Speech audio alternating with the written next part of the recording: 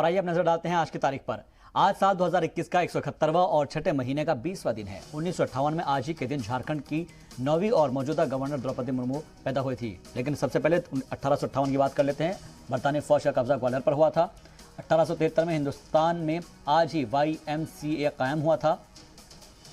1887 में मुल्क के सबसे मसरूफ तरीन रेलवे स्टेशन में से एक छत्रपति शिवाजी महाराज टर्मिनस को लोगों के लिए खोल दिया गया था। 1958 में झारखंड की 9वीं और मौजूदा गवर्नर द्रौपदी मुर्मू पैदा हुई थी। 1990 में 40,000 लोग ईरान में आए ज़लज़ले में मारे गए थे। आज ही के दिन 1994 में ईरान की मस्जिद में बम धमाका होने से 17 लोगों की मौत हो गई थी। 1998 में व्लादिमीर कैमिक को हराकर 5वां क्लासिकल शतरंज टूर्नामेंट विश्वनाथन आनंद ने जीता था।